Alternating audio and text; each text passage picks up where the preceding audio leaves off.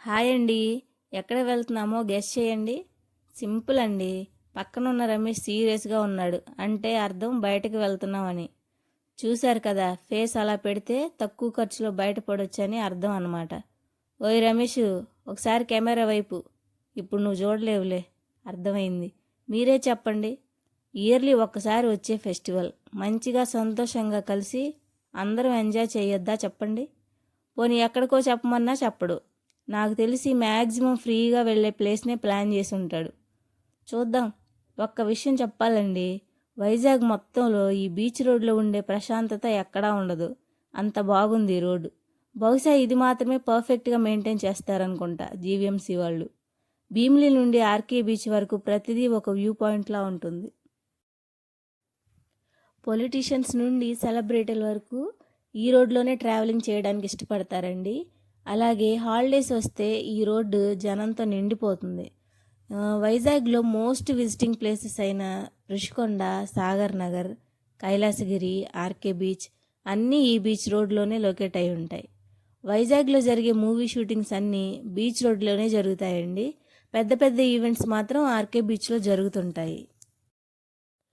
ఈ view point చూసారా, ఇది రీసెంట్గానే డెవలప్ చేశారు. అయితే సెల్ఫీస్కి ఇది చాలా ఫేమస్ అయింది. ఇక్కడి నుంచి చూస్తే సముద్రం మూడు వైపులా కనిపిస్తుంది. ఎదురుగా కనిపించేది కైలాసగిరి కొండ. అది అనుకున్నదే అయింది.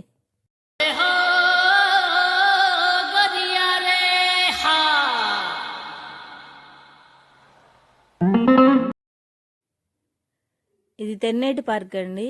కైలాసగిరి కొండకి ఆపోజిట్లోనే ఉంటుంది. ఇక్కడికి ఎందుకు తెచ్చాడంటే ఇక్కడ టికెట్ ఉండదు, ఏముండదు, మొత్తం ఫ్రీనే. అందుకని ఇక్కడికి తీసుకొస్తా ఉంటాడు. ఇది ఒక చిన్న ప్లేస్ అండి. బీచ్ వ్యూ ఉంటుందని దీన్ని ఒక పార్క్ లాగా తయారు చేశారు. ఇక్కడ ఎక్కువ సీనియర్ సిటిజన్స్ యోగా లాంటివి, వాకింగ్ లాంటివి చేసుకుంటూ ఉంటారు. ఈ పార్క్ సీ లెవెల్కి హైట్గా ఉంటుంది. ఎస్పెషల్లీ ఇలా వ్యూ పాయింట్స్ పార్క్ మొత్తం అరేంజ్ చేశారు. మనం సెల్ఫీస్ దిగడానికి చాలా కంఫర్ట్గా ఉంటుంది. దూరంగా షిప్ చూశారు కదా, అది ఒక తుఫాన్కి బంగ్లాదేశ్ నుంచి ఇక్కడ కొట్టుకొచ్చింది. దీన్ని రీసెంట్గా రెస్టారెంట్ చేయాలని చూస్తున్నారండి. ఫ్యూచర్లో తొందరగానే స్టార్ట్ చేస్తారనుకుంటా. మేము వ్యూ అంతా చూస్తుంటే ఇక్కడ రమేష్ చూడండి ఏం చేస్తున్నాడు. అమ్మాయిలందరికీ సెల్ఫీలు తీస్తా మంచిగా డ్రామా చేస్తున్నాడు ఇక్కడ. ఇలాంటి వేషాలు ఏమంటే బాగా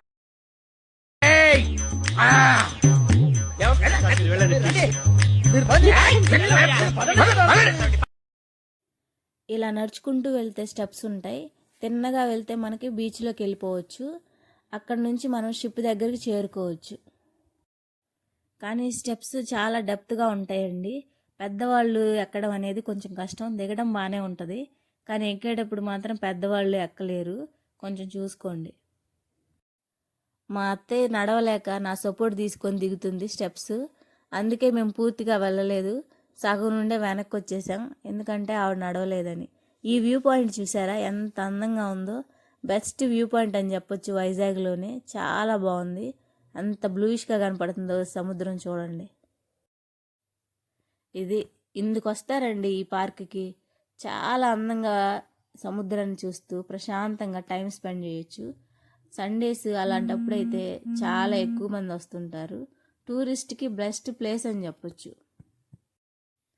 మొత్తానికి రమేష్ ₹1 ఖర్చు అవ్వకుండా మా ట్రిప్ని బాగా ప్లాన్ చేశాడు.